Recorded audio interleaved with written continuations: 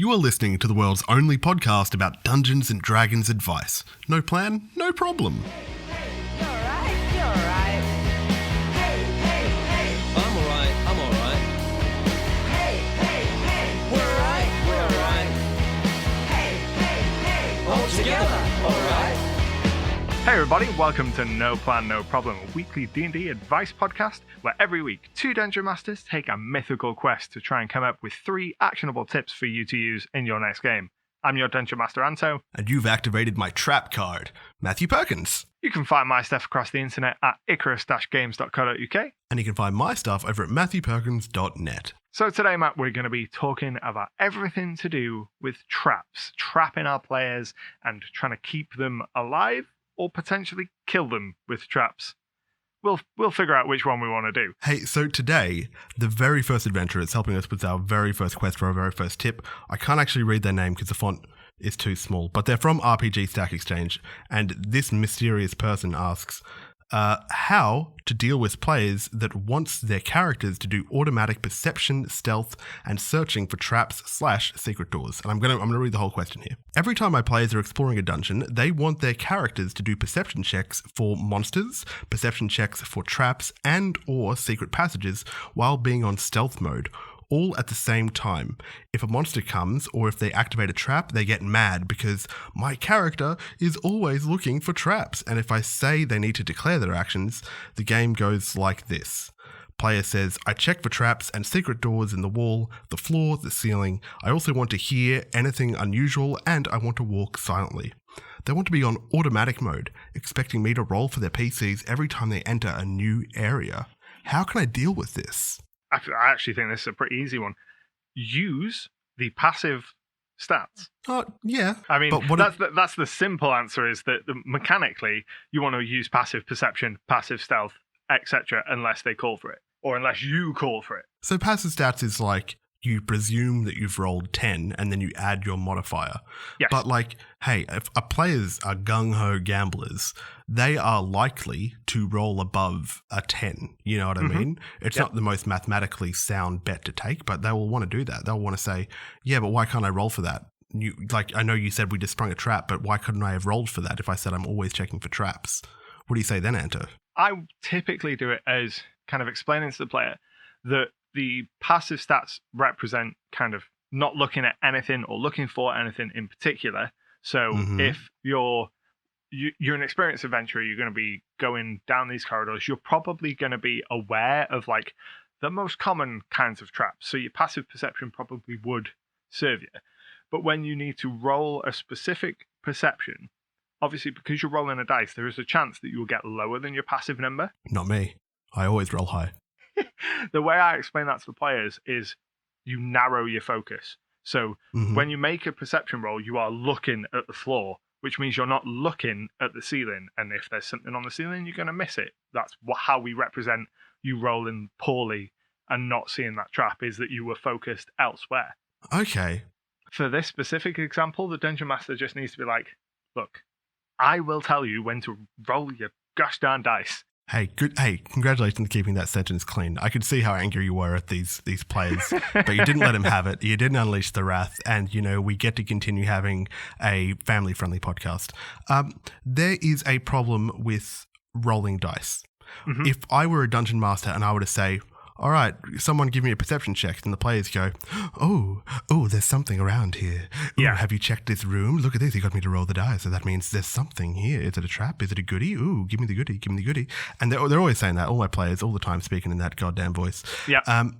And that can be frustrating to some dungeon masters because they go, I don't want to tip my hand and let the players know the layout of this room by metagaming. And so then sometimes they resort to that passive perception. But I just want to add on to this. The passive perception I have a problem with because it kind of eliminates gameplay. Like if I'm running a group of adventurers through the dungeon, I know their passive perceptions. I know that Timmy has a 12, I know that Tommy has a 13, and I know that if there is literally anything that says passive perception 13 can detect this, I can just go, oh, Tommy, you see this. Tommy, you see this. Like it's not a check at all, you know what I mean? Like, No. it doesn't feel like there's any gameplay in there. And as a dungeon master, I can't really articulate this very well, but I don't feel satisfied. Do you know what I mean? I know what you mean, but my counter to that would be, what do you consider to be the gameplay? The rolling of the dice or the consequence of the action? The rolling of the dice or the consequence of the action. Well, the thing is,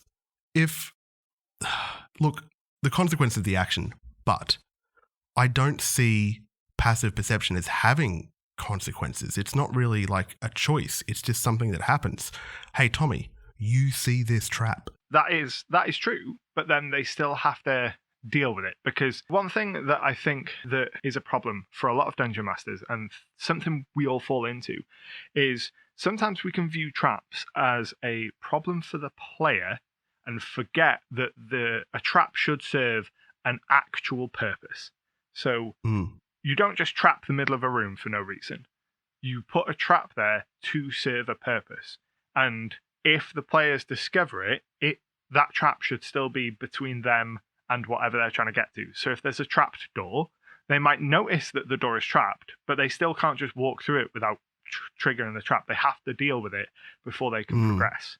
So the rolling of the dice would only facilitate whether or not they see it before triggering it or having to deal with it. They still have to deal with it or trigger it to progress forward.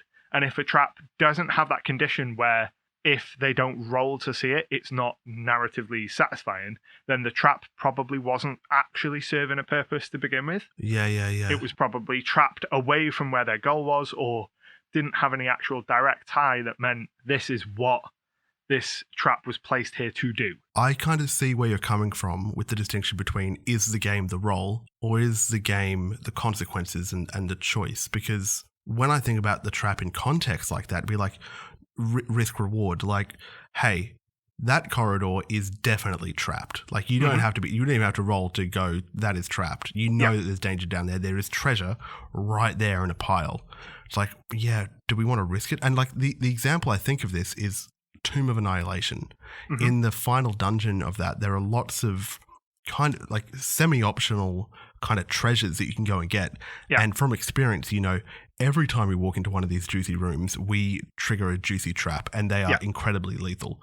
So our party, we just were like, oh, we don't know if, even though we want that treasure, and even we don't know the nature of the trap, we haven't even rolled to detect it. We're like, I don't think we can afford to go over there and pick up that magical scepter because I think you're kind of winning me over. Because if you think about it, if the players turn a corridor and see another corridor leading off, if that corridor is just suspiciously blank and they say, right, I want to roll to see for traps, and you say, okay, you rolled a 17, you notice a whole bunch of traps. That in of itself isn't what excites the players. What excites the players and what they engage with is the fact that they now know that this entire corridor is filled with pressure plates, and there's holes in the walls with all these dart traps, and there's swinging axes and all this that they have to navigate around. So that's such a good meter stick. Like, your trap should be interesting, presuming that the players even know about it beforehand. You know, even if you just go, there is a trap here, that should still be exciting. Like, the excitement doesn't come from the fact it's like, ooh, there's a trap. It's very rare that my players remember to check for trap. The only time they really do it is when they get to doors, because for some reason they think that doors are the only thing in the world that's trapped. The rest of the time, it's a case of I will either tell them they've noticed it or I tell them they've triggered it. You know what I would trap? I'd trap the toilet. Nobody would see that coming. Trap toilets, such Home Alone vibes. But I'd trap it like an ejection seat. They sit on it. Yes. Go on. I think that the tip for this maybe should be to not worry about Wait. rolls. Can we keep playing? Can we keep playing in this space? I'm having fun. Yeah. We can come back to the tip. Go for it. We don't want to end this. Okay. What about this could be, because we're talking about passive perception, right? Passive perception compared to having to look for traps. Yeah. Do you know who looks for traps?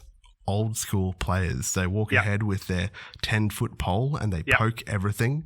And some dungeon masters expect players to do that. Or they're going to check and that they get excited about it. They're going to check this wall. They're going to check that wall. It sounds like this player just doesn't want to do that. No. But the dungeon master is expecting them to do that.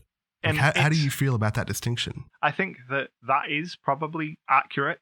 The Dungeon Master probably has a perception of the game that is the players are going to check for traps, and that is part of what brings them to the table, is checking for traps and fighting monsters, whereas the players don't want to be hindered by the traps. They might be seeing the traps as kind of a blockade to what they're actually interested in, which is true, because that's what a trap is. A trap is supposed to either stop or slow you down from reaching whatever the goal of the players in this space is. But a trap can like enhance story or bring drama or like give you meaningful choices. I think like maybe some dungeon masters feel the same way about traps as they do about random encounters, where like, no, intrinsically, this is the game. Whereas new school players go, no, you have to earn the worth of this random encounter. You have to earn the worth of this trap. And dude, how many traps was this dungeon master throwing at them that the players pretty much just tried to write JavaScript to check for traps every room they went into? The random encounters is actually a really good comparison to draw, because I have kind of a similar opinion of random encounters. I don't like random encounters for random encounters' sake. I want all of my random encounters to actually add something meaningful to the game in some way. Now, that can be progressing a story in some way, in which case it's not really a random encounter. It can be introducing an element of the world to the players, so they meet a new monster or meet a new type of people, learn a little bit about the world. It could be the players learning something about themselves, so a random encounter that puts them in a situation where they have to have some sort of growth. Or it could be something that is just standalone fun, completely divorced of everything else, but that in its own right is completely fun. So something really out of the box. That is very good advice. However, I've got the tip. Are you ready? Hit me. I've got it. Make a trap that your players want to set off, regardless of whether they find it or they don't. I.e., if you put a toilet in your game that jettisons the players into the ceiling, they're going to be lining up for days to sit on that deadly deadly bidet. Is that suitable? I think that's perfect. I think that satisfies the criteria of what a trap should be from the player's point of view. It should be interesting in failure. Cool. Oh man, we did it. I did think we nearly gave up early on that one. Hey, we should roll for sponsorship. What do you reckon? Let's do this. People sometimes ask us what is the best way to help support the podcast, and I can think of 3 ways. The first way is simple, you're already doing it, which is just listen to the podcast on your favorite podcasting app. Thank you so much for doing that. The second way to support us is to review it. We want those 5-star reviews on Apple iTunes or Apple Podcasts. Every 20 5-star reviews with comments that we get on Apple Podcasts, we will release a very special thing from our Patreon that's previously been behind a paywall. So that could be behind the scenes content. It could be playable stuff that you can import into your game, like the worst feats ever that we made. They're really fun. So that's every 20 5-star reviews with comments that we get on Apple Podcasts, we will give you something special. And the third way to support us is to stop by our Patreon, throw us some bones every month, because there are some costs incurred with running this podcast. We have to pay for the license of the song. We have to pay for hosting. It's not much. It wouldn't take many of you to offset all of our costs, but at the moment we are running at a deficit, and we will be evicted and kicked onto the streets, and then we'll have a street podcast. Not the same vibe. And if you're listening on YouTube, please leave a comment. Like, what do you think about this topic? Have we missed anything? Let us know. All right, let's get back to the podcast. Anto, I'm lost. What are we doing now? What are we doing? So I thought it would be fun to do another Stats Town, because we always have heaps of fun when we do this, where we take a premise and just try and come up with some mechanics. So I want to try and make some traps. And I think that based on that last tip, we should try and think of what traps we could make that we as players would be really excited to fail on, to spring. Oh, I already threw my toilet grenade. I got to think of something else now. I mean, the toilet grenade was so inspiring that now we are here. So don't feel too bad. I'm stealing this one from my sister's high school boyfriend who, when I was a child, just told me about his game constantly. And for some reason, I was stupid enough to care. He told me about a trap where there was this long hallway And down at the end, the players could barely make out this text that was written there in like really fancy writing on the wall. Yeah. And the players were like godlike characters, and they charge down there, and like they're getting like aliens are coming out of the wall and like hitting them and stuff. They're taking so much damage. And when they get to the end, on the wall is written, "If you're reading this, you're as stupid as I am, Toby." There's nothing down there. Oh my God. That's so good. And he got down there and just wrote it. Oh, I like that. I like that a lot. I think what I like most about that is it sprinkles in kind of the feeling that it's a lived-in world, that someone else has been down into this dungeon and has taken the wrong turn, and now the players get to see the side effects of it. I think Toby is one of the other players. I think they got separated. Even better. All right, hit me. You got to top me. So one thing I love doing with traps is I love making them so obvious that the players think that it can't possibly be a trap because it's too obvious. And like placing obviously hideously cursed objects like right in the open and really tempting the players. I think my favorite thing that I can think of with that is having a really obvious mimic set up. So have it be like a mimic trap, and then set it up in such a way that they come into a room and they see this thing that is very obviously a mimic. Maybe it's a chest and it's like absolutely bejazzled. It's shiny and it's so obvious that it wouldn't be here that they're like, that's definitely a mimic. And then they turn around to leave the room, put their hands on the door, and the door is a mimic, and the seats in the room are a mimic, and just everything else in the room is a mimic, and it all comes to life. Yeah, I'm for non-standard mimics as traps. I reckon there's a lot of juice in that. Hey, what about this one? I'm going to call this one Ken Griffin Jr.'s, what's the baseball player? Ken Griffey? I don't know. Ken Griffin Jr.'s impossible hole, like from that episode of The Simpsons where they play softball. Yeah. And it's just a room you walk in and then you just start falling indefinitely. Okay, so there's no landing. It's just you are constantly falling in some kind of subliminal space. Yeah. Now here's the thing. I don't know how to disarm this trap or how to get it. How would you get out of this? You are falling forever. So what do you do? I would probably take the view that they're not actually falling forever. It's an anti-gravity spell and illusion magic to make the walls look like they're moving. Oh. So they're just floating in the middle of the room, but their senses are telling them they're falling because they're up in the air from the anti-gravity, and then the illusion is making the walls look like they're moving, so their brains are tricking them into thinking they're falling. What I like about that is that it's a wisdom save to resist the illusion, right? And then any players who succeed just see their friends floating, just screaming, and they don't know why. Illusion traps are just so much fun. Like making the players think they're in one kind of peril, but putting them in a very different kind of peril is one of my favorite things to do with traps. You love lying. Here's the thing that I'm learning about you. You love to lie to your players. I love to tell the truth to my players. And then if they go, oh, I don't like that truth, I go, okay, I'm sorry, honey. I'm sorry, we'll take that away. I'm super nice to them. So in the past, I have deployed a trap where the room starts filling with sand. Ooh. But it's not actually sand, it's actually water, and they're actually drowning. Oh. They have to like figure out the trap, and when they figure out the trap, they realize, we're actually in water and we're drowning. And then they have to solve that problem as well. You're right, I do love lying to my players. Yeah. What I like about that is that they're covered in sand. They're trying to dig their way out of that trap, right? Yeah. They're trying to dig their way out, but then you go, oh yeah, the hole that you just dug refills. And you have to like describe the sand in terms of water here's the thing. Your players do not trust you already, right? Am I right when I say that? No, they have a healthy level of paranoia about everything I put in front of them. Hey, I don't mean this is any kind of shade. I don't think I'd enjoy playing in your game. Like, I need a level of support. I need like a level of camaraderie. I can't have like liars over here rolling dice against me. Ooh, that is absolutely fair. I think that it's not super common that I do this. These are isolated examples drawn over years, obviously. But dude, I can't wait from the comments from your players saying like, he's lying. He does it all the time.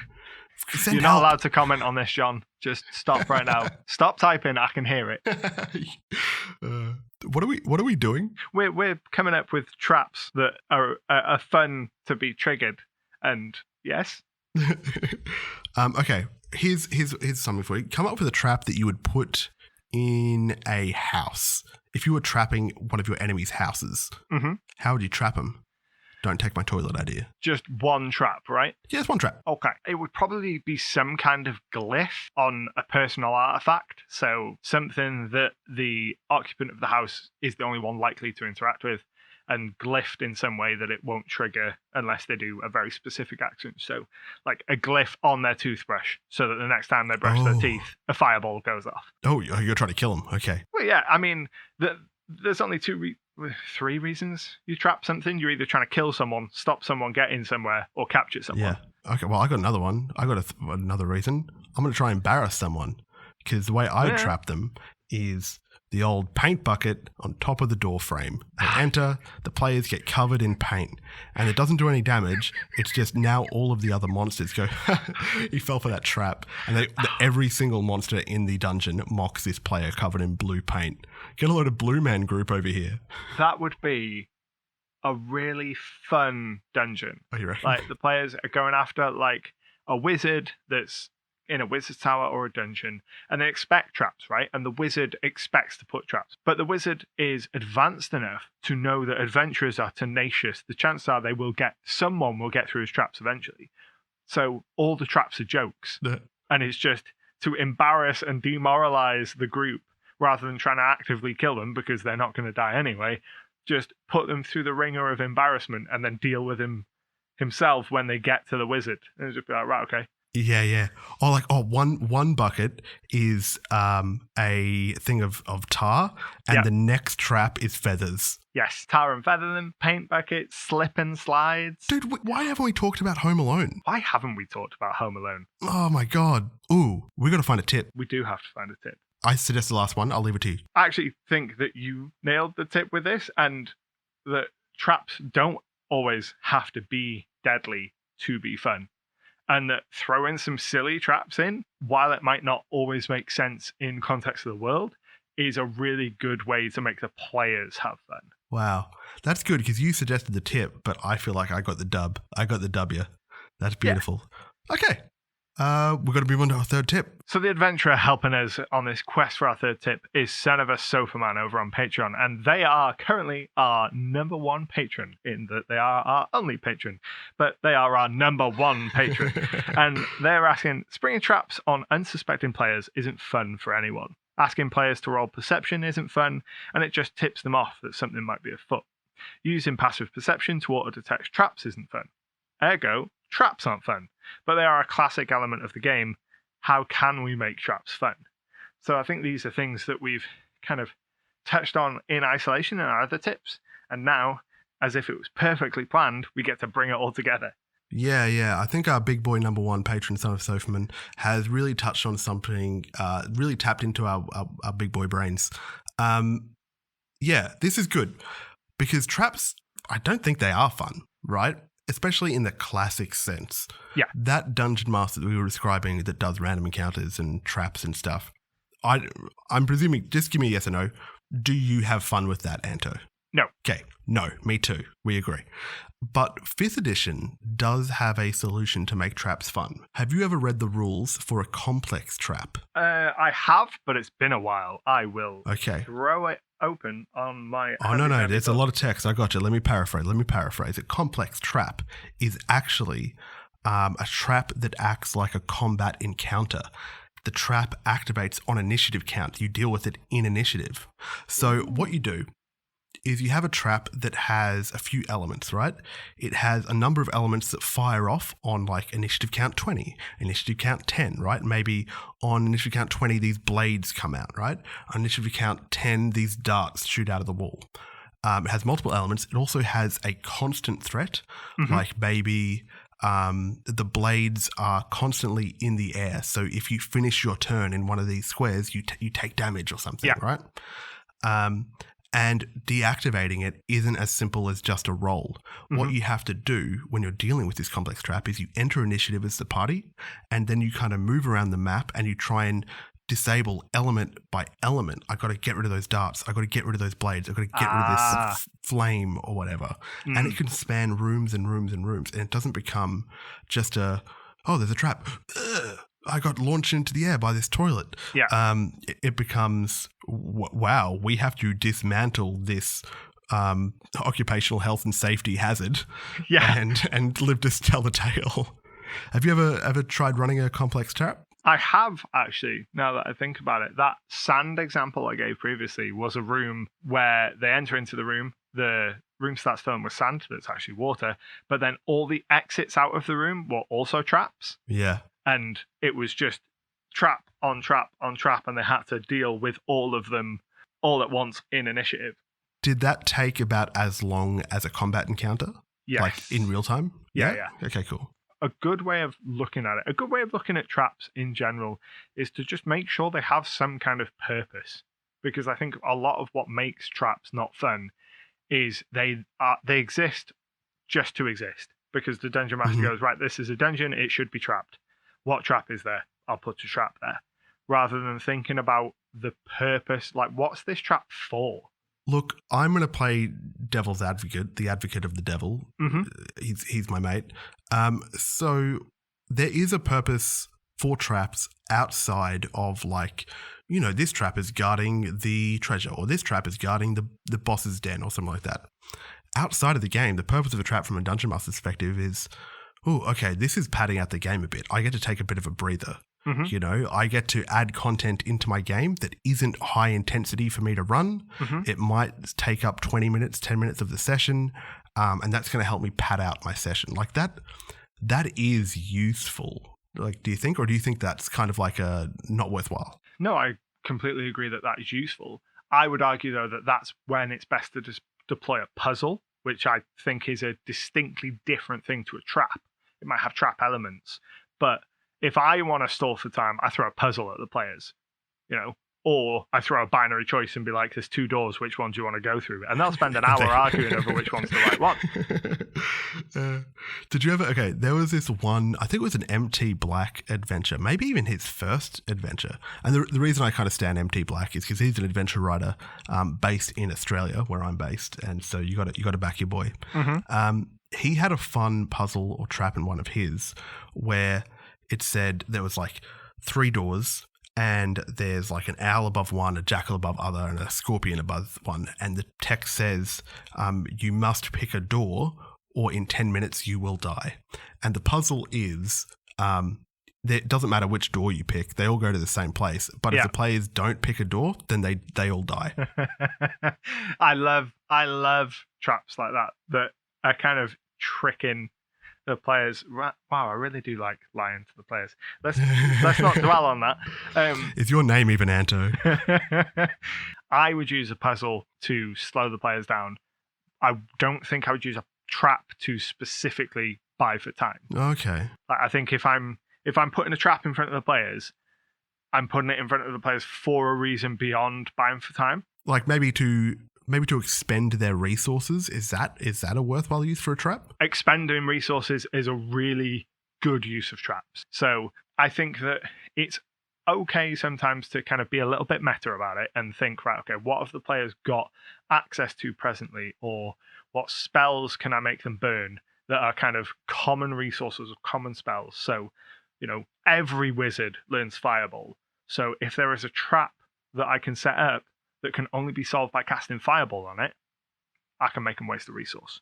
I don't think I like traps. Like, as a player, I don't think I'm down to clown with this. Like, when you were talking about, we're using your resources and you've got to spend a Fireball to do this and do that. Like, if I use my resources to win a combat encounter, I feel good about that. Like, I feel like, yeah, dude, that was what that was for. I had that in the bank for this exact moment. Yep. But if I have to use my resources outside of combat, I feel kind of robbed. And there's no like logic to this. This is just my feelings. I'm a very feely person. But if I have to use a spell slot outside of combat, I'm like, oh man, this sucks. Ugh. And I think that is an okay way to feel. And I think if you employ it in a limited way, it's an okay way to make the players feel, because I think there is worth in kind of making the players feel certain negative things to put them in a kind of emotional state to deal with whatever you're throwing at them next. And sometimes you want them to be a bit frustrated before they go into it in combat. John, let me know if you need help. John, just message me if you need help, buddy. I'm there for you, okay? Blink twice. Anyway, blink twice, John. Can I guess John plays a barbarian? No, Ranger. Oh, it's close, I guess. We need a tip for Son of Soferman, our number one big boy, one and only patron. Is it lame for it just to be, because he said specifically, traps are not fun, but they are a classic part of the game. Yeah. Can the tip be, hey, it's 20 whatever year it is, traps have evolved, you can now run complex traps that are definitely interesting. Can complex traps be the tip? I think complex traps could be the tip. I think there might be more that we can get out of this in terms of advice for folks, because I think that one thing that I always think is really beneficial is thinking about traps or encounters in terms of where they sit in the world. And I always find when I think about the context of an encounter that I'm putting in front of the players, it results in a better encounter. So for traps, thinking about the context of the trap and what the trap is trying to achieve, what it's trying to prevent the players from doing, and thinking about the stuff around the trap can definitely elevate the experience of the trap.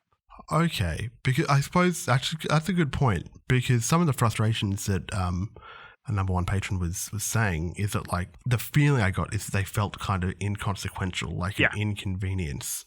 But yeah. They probably feel more earned if they are somehow rewarding the players with, okay, a little bit of world building. Yeah. Like, this trap was built by this kind of people in this kind of circumstance. And maybe we can recognize that kind of architecture later to identify later traps, and, you know. And there's all kinds of ways that you can bring this about. So identifying, if you've got a wizard player, being like, right, okay, your character specifically would have some information on that, and giving that information either in a little note or a message to that player directly, and be like, share with group what you know. And then they get to have that group dynamic of them learning together. It makes the wizard feel a bit special because they know it. Or rewarding the players for their strengths. So have a complex trap, the first part of which the rogue can really easily bypass. And it makes them cocksure, and they go into it like, that's fine, I picked that lock, this is going to be a breeze, and then they run into a stumbling block immediately. Like, they do a dexterity-based lock-picking trap, and then the very next thing they have to do is strength-based, so the rogue is out. Yeah. Dude, that's actually really cool. I like that suggestion better than either of our previous suggestions of just either using traps to enhance world building or using complex traps, because taking a complex trap and making it need the party to unravel, that tingles my whatever tingles in a body. I enjoy that a lot.